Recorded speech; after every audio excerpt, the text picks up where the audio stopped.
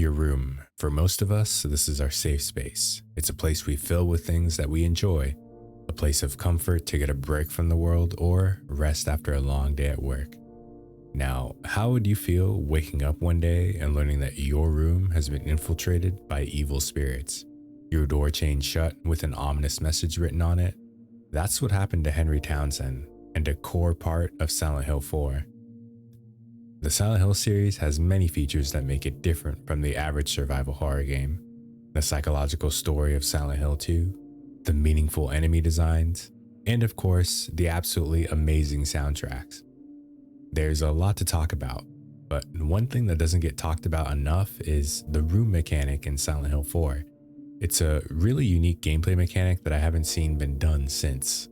Funny enough, the most similar thing that I can think of is PT, the teaser for the cancelled Kojima Silent Hill game that the entire world will never forgive Konami for. Some of the gameplay ideas between the two are so similar, and PT is lauded for it. Meanwhile, Silent Hill 4 gets the least love out of the Team Silent games, with people always referring to Silent Hill 1 through 3 and forgetting about 4. I want to share with you what I think is the best mechanic in the series that we've gotten so far, even if the gameplay does make me go, "What the hell?" So let's get started, shall we? In Silent Hill 4, an essential part of the plot has to do with you being stuck in your apartment, which acts like your typical survival horror safe room. You've got things to interact with, a save point, which is the only save point in the entire game, and an item box. From a hole in the wall inside the bathroom, you'll be able to travel to other locations. Yeah, you heard me right. But you will always have to come back to the room in order to save or access that item box. This, coupled with the act of limiting your inventory space to just 10 slots, something that's never been done before in the series, will make the player start to form a habit of coming back to the room as they progress through the game. In fact, during the first half of the game, whenever you do go back to the room, you're greeted with a free heal, simulating the comforting experience of being in your room as a brief reprieve from the horrors of the outside world. And in Silent Hill 4's case, multiple worlds. So the harder of a time that the player has with the game, the better the upcoming twist will work on the player. Getting in this routine makes playing the game a lot easier if you know there's always a guaranteed heal waiting for you. And every time you do revisit the room, you're met by this uneasy silence, along with scenes of people going about their everyday life, completely unaware of your struggle. But while you may be stuck here, at least it's safe, for now. So as you continue to progress, you'll eventually make it to the game's dreaded second half. Aside from having to replay through levels that you just did, the game also throws a twist at you. During this second half, whenever you would want to go back to your room, that free healing is gone, and that's not the only thing different. Occasionally, you'll encounter hauntings in your room that will actively drain your health until you get rid of them, turning your own room, usually a person's most private place, into something of a hellscape, especially if you have to deal with more than one haunting at a time. The hauntings themselves can range from things that are a level 1 on the scarometer, like rattling windows, to nearing a 10 with the torso of a man threatening to crawl out of a wall and kill you. Which haunting you get is random. So if you're like me with a horror-pilled brain, that means you get to look forward to each different encounter when back in the room. Or if you're normal, you get to tiptoe around the apartment waiting to see what random act of horror will start sapping your health away next. My personal favorite is the front door peephole, which has a stream of blood pouring down from the peephole, and when you go to check it, you can see your own bloody reflection standing out in the hallway. Apparently, this isn't in the PC version of the game, which is the version on the Good Old Games website.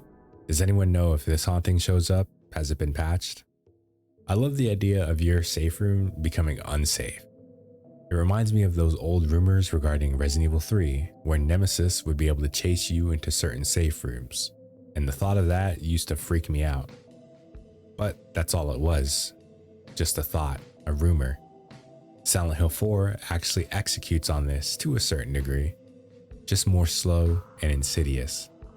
You'll never know what haunting you might get or where it will be, but when you do encounter it, you'll have to slowly approach the haunting and set down a candle, which will purify it.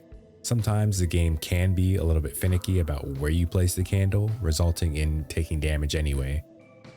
There's also a twist upon this twist that you can easily miss or just never understand. So, you know how in pretty much every horror game in existence, if another character happens to give you an item, there's an expectation that you will probably need it for later, or it might make your experience easier. For example, in Resident Evil 1, at the start of the game as Jill, one of your allies gives you the lockpick, which becomes an invaluable tool for navigating the many locked doors of the mansion. Or in Silent Hill 3, you start the game off with a pendant that has no apparent use other than a lucky charm, when in reality, it's the key to the final encounter in the game. Silent Hill 4 very much plays into this expectation. Just a little before the room starts to turn into your worst nightmare, you'll run into the game's antagonist, a poor little misunderstood scrunkly man named Walter. And of course, after talking to him, he'll offer us the option to take this shabby doll from him. I'm not usually in the habit of accepting random dolls from complete strangers, but since this is a horror game, this might do something in the future. So of course, I'm gonna say, give it here. And that's the worst possible decision that I could have made. See, when you get back to the room and deposit this doll, because it's got no clear use yet, it actually causes an additional haunting. The worst haunting in the game, in my opinion. While this doll is in the box, you'll randomly get this creepy looking haunting that happens above. Meaning, whenever you go deposit or grab items, if this haunting is there, that's free damage. And this is completely avoidable. If you never accept the doll from Walter, you never would even know that this haunting exists. You could also keep it in your inventory, but that's precious space that you need. It's such a cool take on the typical survival horror safe room and the key item trope that I haven't seen done before at the time. In Resident Evil, typically the only moment of true respite you'll have is in the safe rooms. You enter one and you're greeted by calming music, and in this peaceful retreat, you have the freedom to sort through your inventory away from the horrors. On a first playthrough, finding one of these rooms is like stumbling upon gold. Silent Hill 4, on the other hand, takes this familiar feeling and turns it against you. Another well-known game has done something similar. Now, hear me out. I'm going to tread some sacred ground here by mentioning the horror game Messiah, PT. We all know by this point that PT was going to be a Silent Hill game, and even though all we got was a brief demo, I think Silent Hill 4 had a lot of influence on it. In both PT and partially Silent Hill 4, you're confined to a single area, ones that would be familiar to most people. In PT, you continually go down this seemingly never-ending hallway, and as you do, various things begin to happen. A radio broadcast telling the gruesome story of a family murder, a refrigerator leaking blood, horrible screams coming from the bathroom, and worst of all, a seemingly invincible ghost that can kill you with a single touch. You are forced to walk around inside of this house, a safe space that gets more and more twisted as you progress. And that's all you can do, progress. It's like they took the room concept of Silent Hill and dedicated an entire experience to it, even straight down to the first person point of view. You're stuck in the house, not unlike how you're stuck in the apartment during Silent Hill 4.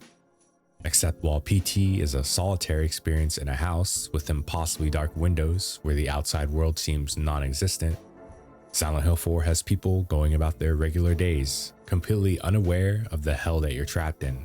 Looking out the window, the world is still turning. Right outside your own door, people are going on normally with their lives. On my first playthrough, I didn't really think too much about this beyond the surface level.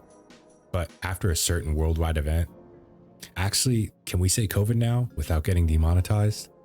I guess you'll see when this gets uploaded. So, after COVID happened, I had a new outlook on Silent Hill 4 and PT. Being confined to one room or area, no matter how many distractions the room can provide, will eventually take its toll on you. That longing to do anything else, be anywhere else, will start to take root. And while of course it's not as bad as literally watching the space around you change and try to kill you, it's still a miserable feeling. Silent Hill 4 has always been about change. Right from the get-go, Silent Hill 4 was supposed to leave its own mark on the series, to break away from the staples of the past games in terms of gameplay. One started it all in that supernatural town filled with horrors we had never seen the likes of in 1999, and we instantly knew Silent Hill was here to stay. 2 followed up with one of the most thought-provoking psychological stories in all of gaming.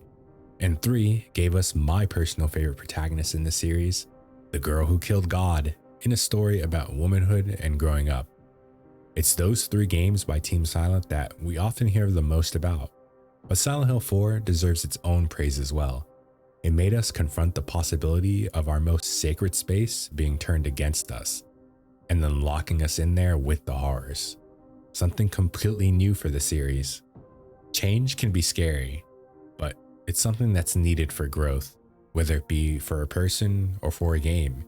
You're not the same person you were 5 years ago. And Silent Hill as a series wasn't going to be the same in 2004 when Silent Hill 4 released. The game left its mark on the series and reached its goal of change by providing a totally different experience in the room that runs parallel to the more traditional Silent Hill experience. And for me, the room is a part of Silent Hill 4 that still haunts the back corners of my mind to this very day. Thank you so much for watching.